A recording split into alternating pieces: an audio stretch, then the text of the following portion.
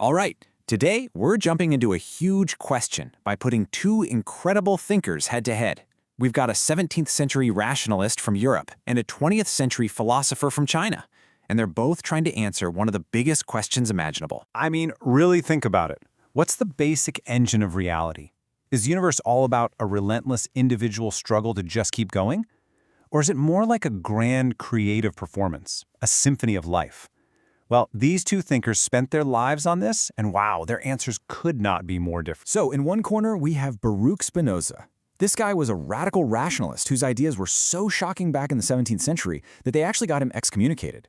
And in the other corner, separated by 300 years and half a world, we've got Thome H. Fang, a giant in modern Confucianism. Two brilliant minds tackling one massive question. Okay, let's start with Spinoza. To really get what he thinks drives everything, you have to understand his vision of the universe. And honestly, the best way to picture it is as this huge, perfectly interconnected, logical machine. See, for Spinoza, there's no God sitting up in the clouds separate from the universe. Nope. God is the universe. He even has a name for it. Deus, sive, Natura, which just means God or nature. They're the exact same thing. So everything you see, a star, a rock, even you, isn't its own separate little thing. It's just a mode, kind of like a temporary ripple or an expression of this one single substance. Spinoza's whole system unfolds in three logical steps. First, only one substance exists, God or nature. Second, we and everything else are just modes on the surface of this substance. And third, and this is the part that blows people's minds, everything is completely determined. Nothing is random. Every single thing that happens because it had to, with the same cold necessity that makes a triangle's angles add up to 180 degrees. And free will? Spinoza would say that's just an illusion we have because we're ignorant of all the causes pushing us around. So if everything is a determined machine, what's the engine? Spinoza calls it Conatus. This quote right here is the absolute key. Each thing strives to persevere in its being. And he means everything, from a planet to a person to a particle. It's not just some biological instinct to survive. For Spinoza, this striving is the very essence of what a thing is. But here's the cool part. Conatus isn't just about standing still, it's got two sides to it. On one hand, yeah, it's like a kind of inertia, this fundamental push to just keep on existing. But it's also a drive to enhance our power, to become more effective at acting in the world.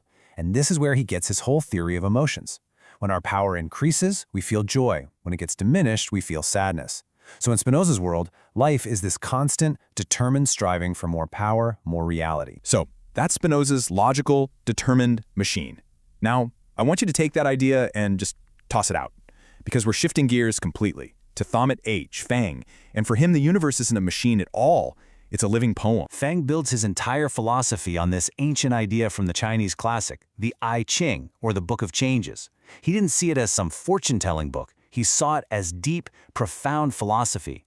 And the core idea is Sheng Sheng, which means this ceaseless, non-stop creative generation. For Fang, reality isn't some static thing that just is. It's a constant process of creation. And from that one principle, Fang gives us his main concept, Sheng Sheng Qi Te. Now, we know Sheng Sheng means ceaseless generation, but that last part, Te, is the total game changer. It means virtue.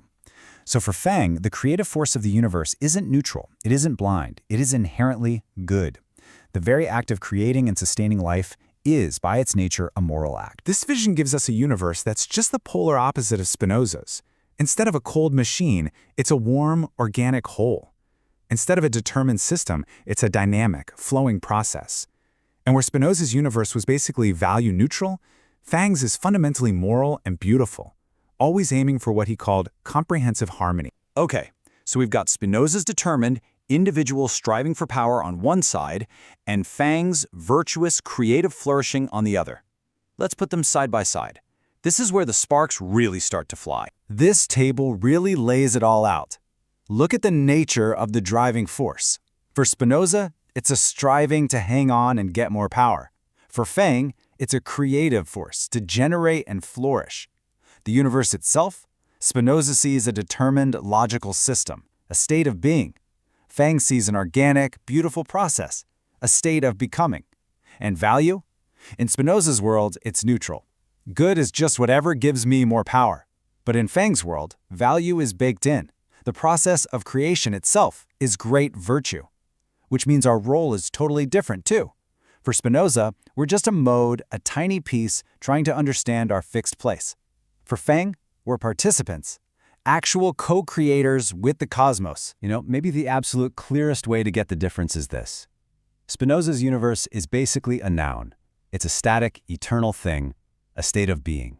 Change is just shuffling the furniture around in a room that never changes. But Fang's universe, that's a verb. Reality is the process of becoming. Existence is this constant creative flow. So, what's the point of all this high-level philosophy? Why does it actually matter? Well, it matters because these two cosmic blueprints give us two completely different instruction manuals for how to live a meaningful life. Spinoza's path is all about reason. The goal is to find freedom, but it's a freedom that comes from deeply understanding and accepting that everything is necessary. You use your mind to align your personal striving, your Conatus, with the universe's unbreakable logic. If you can do that, you achieve this calm, rational joy he calls the intellectual love of God. Fang's path, on the other hand, is about participation. The goal is to get into comprehensive harmony with that creative flow of the cosmos. You use your own creativity to take part in the universe's great project, becoming a sage, someone whose life is a perfect, beautiful expression of the universe's own creative and moral energy. And that really is the question it leaves us with. Is our universe a machine that we are meant to understand, or is it a poem that we are meant to help write? Is reality something we just have to accept, or is it something we have to help create? Two profound visions, two very different ways to live. The choice of which lens you want to look through, well, that's up to you. Thanks for joining me.